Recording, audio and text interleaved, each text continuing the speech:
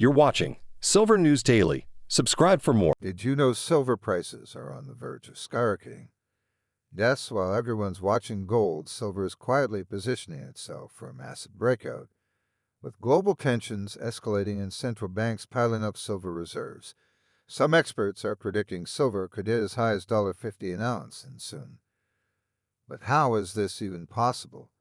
Stay tuned, because in today's video, we'll break down exactly why this silver rally is coming. And trust me, you don't want to miss what Matthew Piepenburg has to say about it. There's a lot of, I think, searing and objectively blunt analysis of politics and bond markets. Again, you don't have to be a client to get the information there about understanding gold. Everyone can do that.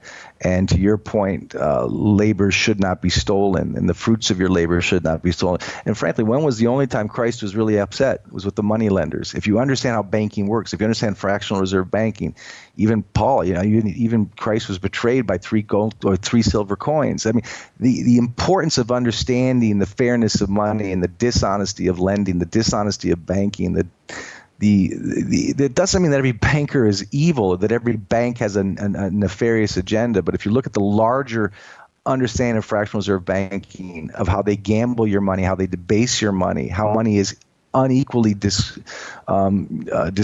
in our society, and how inside information, access to capital, interest rates at the Fed funds rate are far cheaper than what the average citizen pays for his Visa or MasterCard. When you understand how these things work, and if you understand that a shoebox with 250 ounces of gold in 1920, if you saved in gold instead of dollars, would still buy you a house in 2024. But the cost of if you put cash in that shoebox, it wouldn't buy you anything. In other words, if you understand the store of value, that the trick of being independent is not losing the value of your money, and that whatever the spot price of gold and silver is irrelevant, because it will always be stronger than your paper currency, which can be taken from you and taxed invisibly. So again, we write about all these things for anyone at vongriers.gold or vg.gold. And again, there's a lot there about not just why you should own gold, but how you should own it. I don't believe in ETF gold. It's paper gold. It's a promise of a delivery. It's not actual delivery. There are a tremendous amount of intermediaries and banking risk on those ETFs. So don't think that an ETF allocation is safe.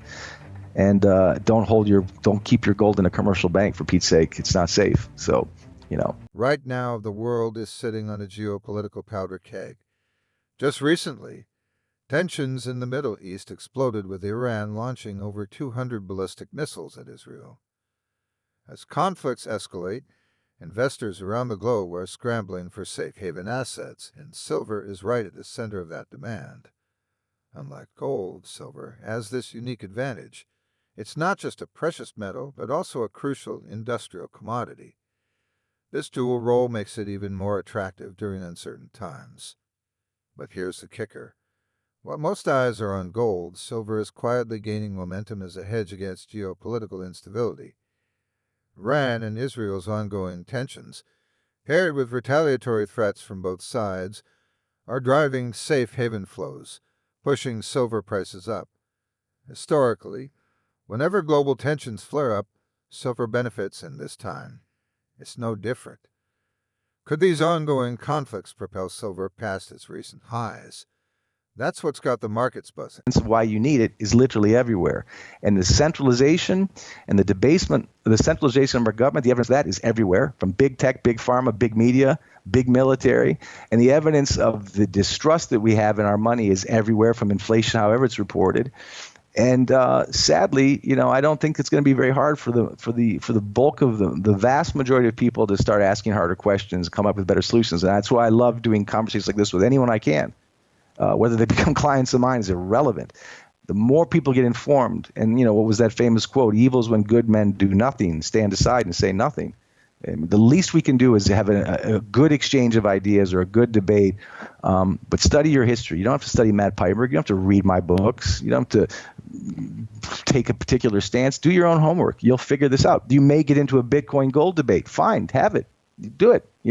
But I'm quite convinced, and that's a whole show for another time, that as a store of value, gold is something that is actually there to store value. As a speculation asset, Bitcoin, I wish I'd had more, but that's not a store of value. I'll say it 1,000 times. I'll upset a lot of people. performance is not a measure of a store of value. It's a speculative asset, but that will upset a lot of people. But like I said, Larry Lepard, like me, loves gold. He also loves Bitcoin. I'm not mocking him. He may know something I don't know, but I do know one thing. We both agree you got to have gold. And again, this goes back to your point. Be prepared. Hard assets with a real value, made from God, not from numbers and bips on a screen, that aren't mined electronically, that are mined physically. Nature's money. The evidence of it is literally pre and post biblical. It's everywhere. And evil, and the evidence of that, the prince of lies, the amount of lies we're told, the lies of omission, the lies of propaganda. I know that gets into more spiritual language, but it's everywhere. The evidence of it is everywhere. I have not abandoned hope. I'm not. It's just I'm going to be prepared. You're going to be prepared. We need to be prepared outside of the quote-unquote experts who lead us. Don't bend the knee to what they promise you. Get your own information. That is free. That is powerful. It can't be foreclosed. It can't be seized. It can't be leaned. It's power to have emotions erased and information replaced. You've got to be informed, not emotional. There's power in that. And just understanding this will give you more motivation, I think, to buy that first ounce of silver or that first ounce of gold when you can afford it. But again, I get back to this very sensitive point. I understand from where I came from in the Midwest and how I grew up that many families, they don't have the luxury to think about an ounce of gold right now. They're worried about keeping the rent and the lights on. So I get it. As geopolitical tensions heat up, there's another major factor that's quietly working in silver's favor: U.S. Federal Reserve policies. Recently, the Fed hinted at a potential rate cut, leaving many wondering what this could mean for silver.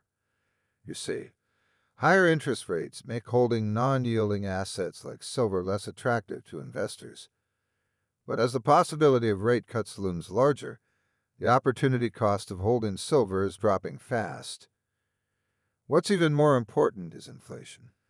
The Fed may be signaling that inflation isn't going away anytime soon, and inflation eats away at the value of the dollar. As the dollar weakens, investors start flocking to tangible assets like silver to preserve their wealth. With inflation sticking around and rate cuts on the horizon, silver is becoming a safe bet against the devaluation of cash.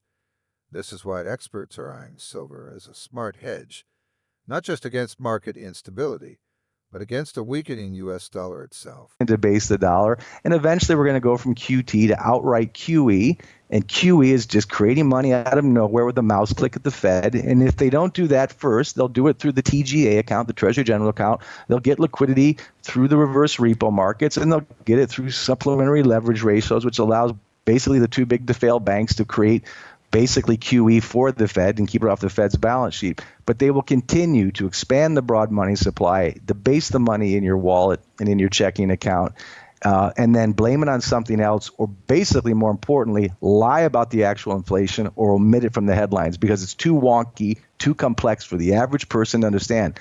The big secret is you don't need an MBA from Stanford or Harvard to understand sound money.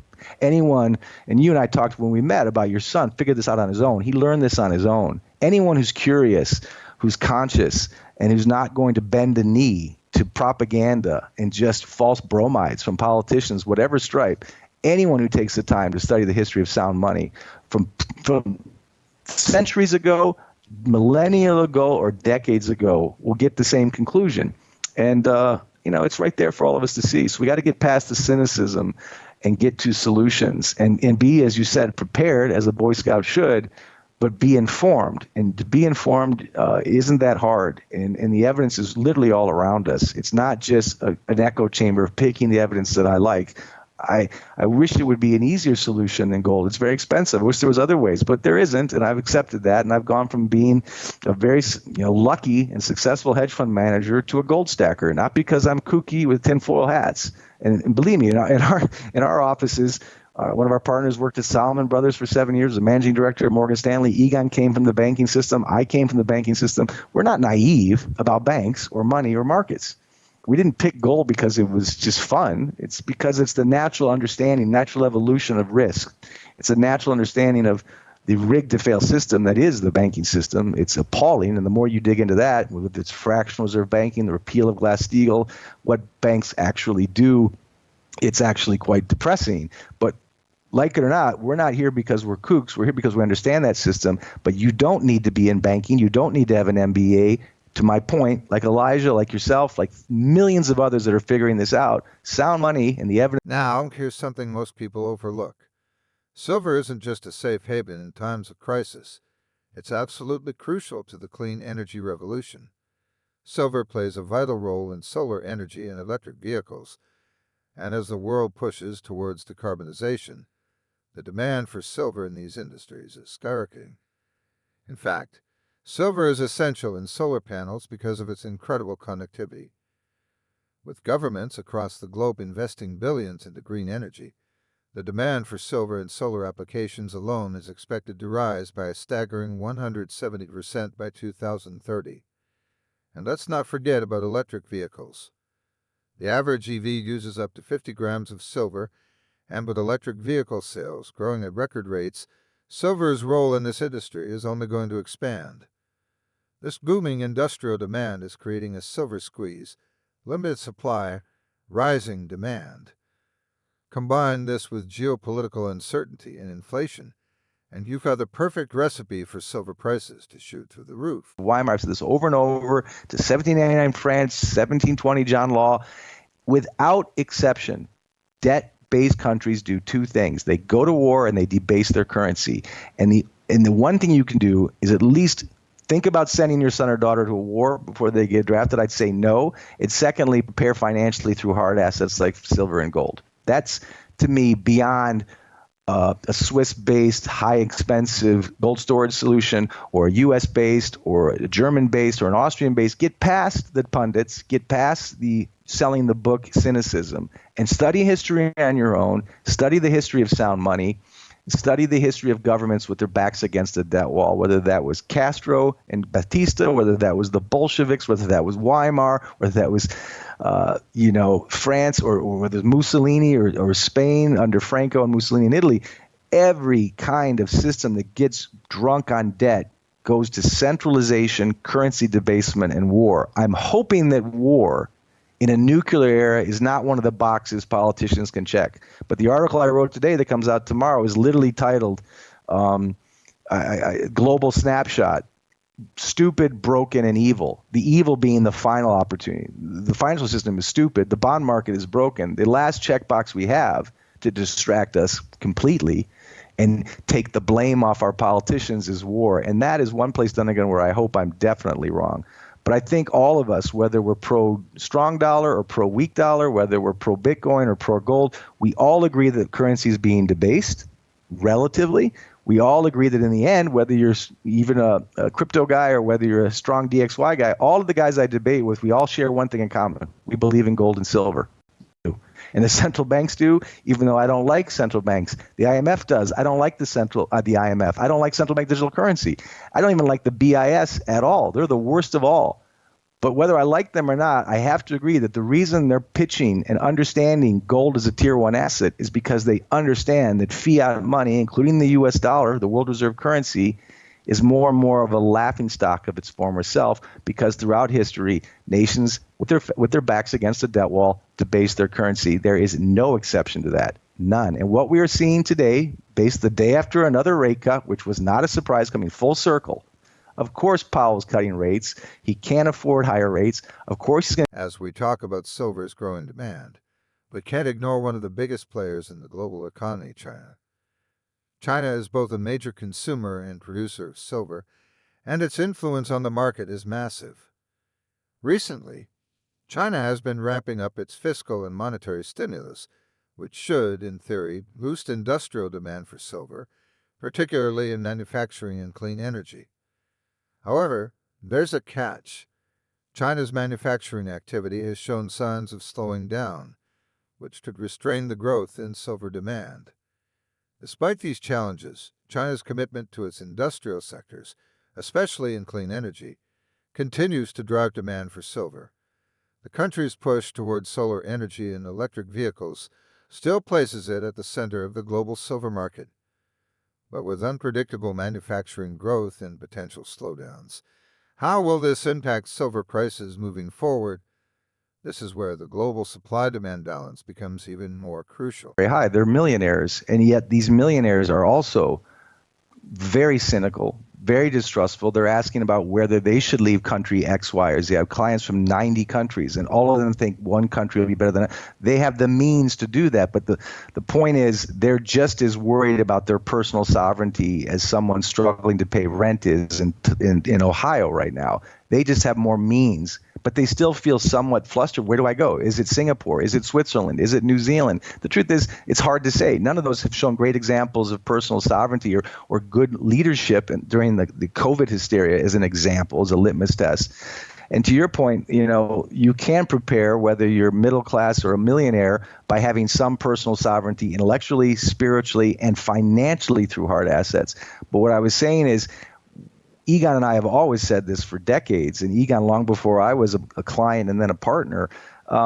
People don't want to believe you because they think you're selling your book. I get it. I'm not selling bonds for Goldman Sachs. I'm not selling units in a hedge fund. I'm selling something I believe in. That will sound insincere to many. Well, I could do better with Bitcoin. Why don't you do Bitcoin? Or you're just selling gold because you want a premium. I think Egon and I are past the point where we need the money for our car payments. We actually believe what we say. That doesn't mean we're right, but we sincerely believe it. And I think you believe it, and your people who invest with you believe it. Our clients believe it. But I think what's sad today in a world where there is so much distrust, and where there's always an argument pro or con in every asset class, there will be people who want an answer, but they're afraid to trust. Don't trust Matt Piepenburg, Ronnie Sturfula, Luke Groman, Jeremy Grantham.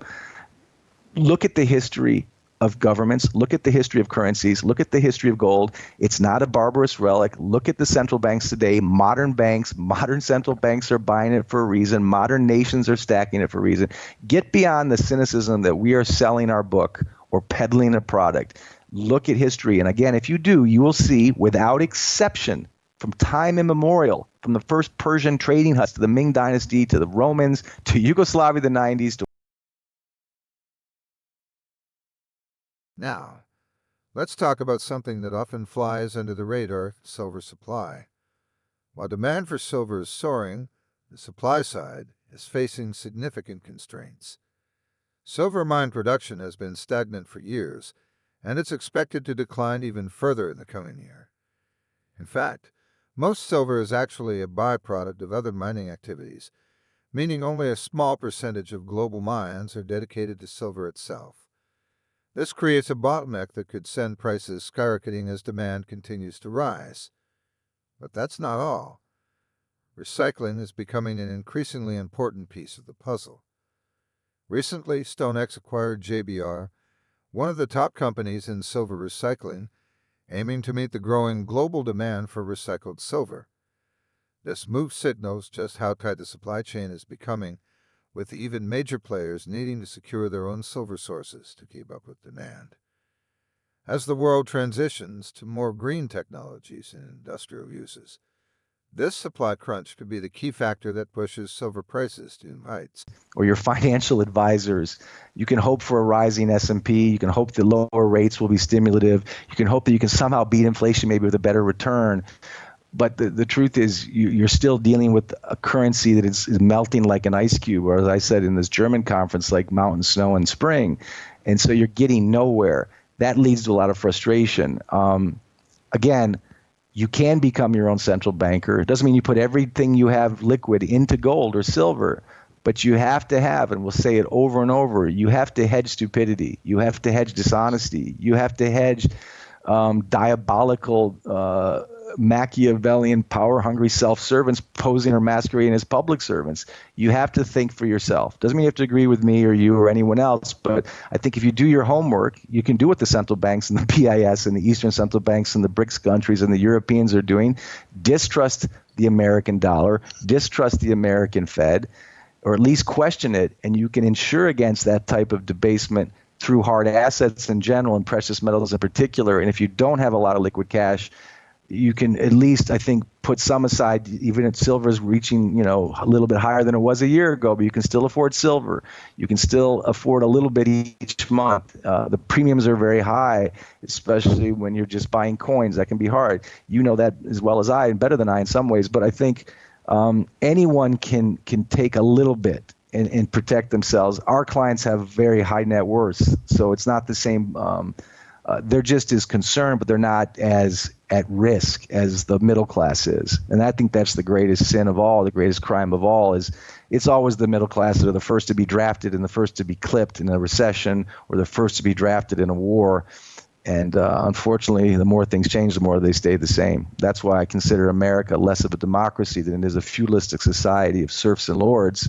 And that's why I think democracy is less democracy today. Mathematically, we just don't get representation of the majority anymore. We have coalitions in Europe. We don't have real people's will. Macron in France doesn't have more than 25% of the vote, but he's still in power. Trudeau has about 28%, but through coalition governments, he still has power in Canada. In Germany, Schultz is a coalition government. People realize that they do the math. Their leaders do not represent the majority of the people. In the U.S., you don't need me to tell you, very polarized right now as we head into an election in November. Many would say we don't have a good choice, left or right.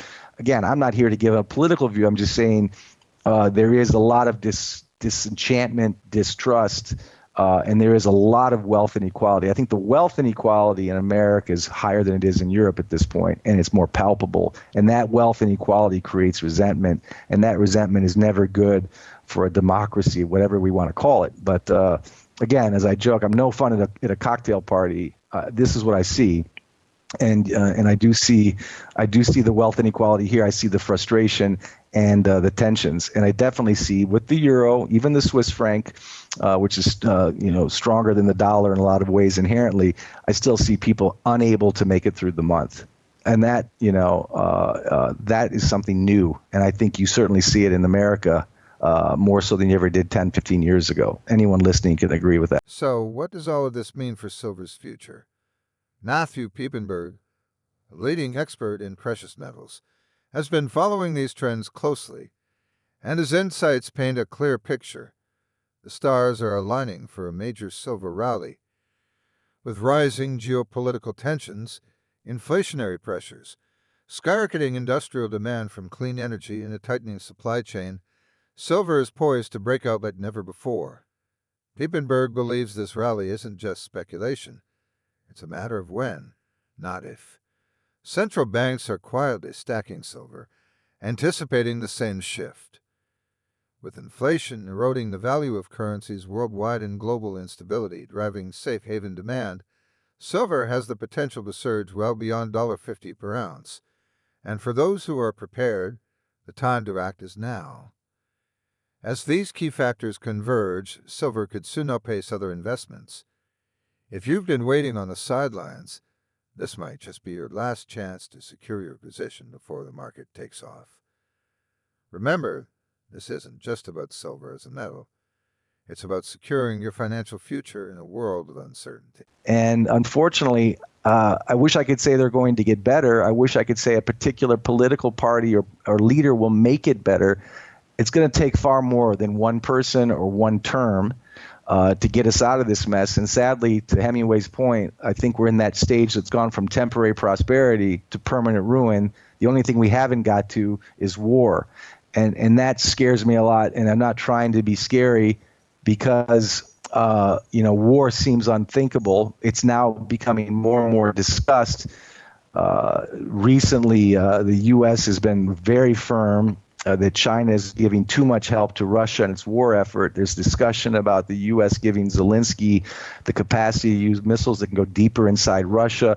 Russia's response is that will result in a response on NATO. Again, I'm not going to take a pro-Putin or negative Putin, pro-Zelensky, whatever. Ukraine is a very divisive topic, but the very fact that we're at this point is quite scary. Von Clausewitz, a famous Prussian military thinker, he said, like Machiavelli, that war is just an extension of politics by another means. That may have been true in a pre-nuclear era.